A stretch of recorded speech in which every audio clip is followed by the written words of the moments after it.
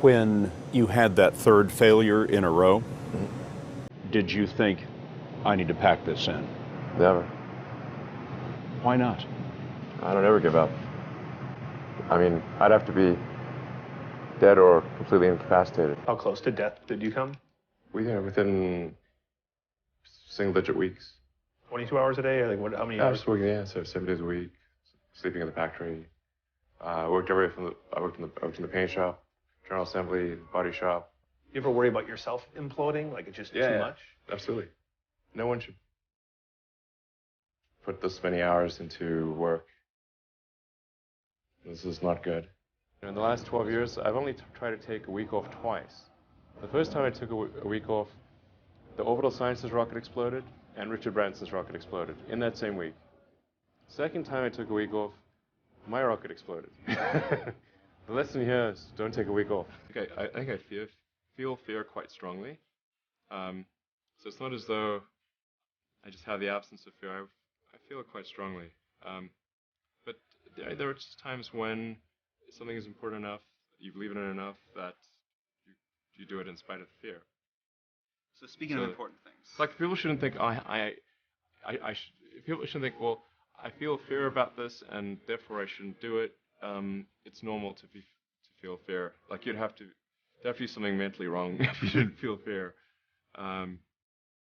so you just feel it and let the importance of it drive you to do it anyway. Something that can be helpful is fatalism, to some degree. If you just accept the probabilities, then that diminishes fear. That actually probably I would just lose everything. But that maybe would make some progress if we could just move the ball forward.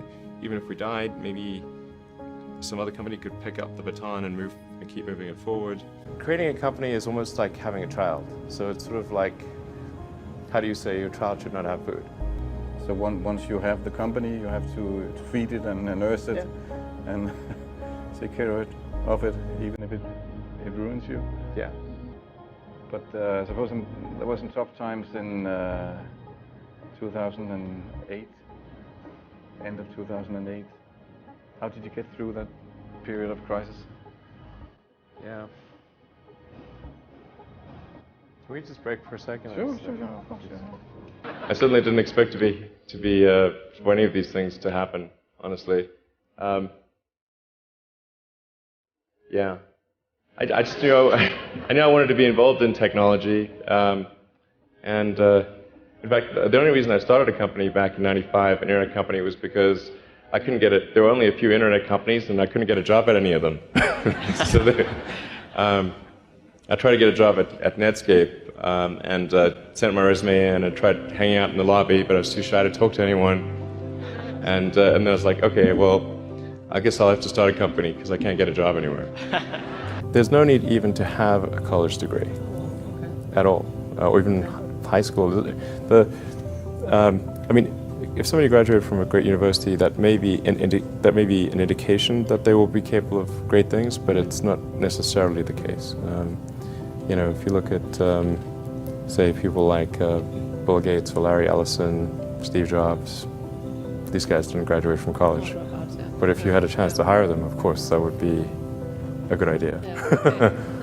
So, just looking just for evidence of exceptional ability, and if there's a track record of exceptional achievement, then it's likely that will continue into the future. Depending upon how well you want to do, and particularly if you're starting a company, you need to work super hard. So what does super hard mean? Well, when my brother and I were starting our first company, instead of getting and we showered at the YMCA, and we're so hard up, we had just one computer. So the website was up during the day, and I was coding at night, 7 days a week, all the time. And I sort of briefly had a girlfriend in that period, and in order to be with me, she'd have to sleep in the office. So work hard like everybody else is working 50 hours and you're working 100. You'll get twice as much done in the course of a year as the other company.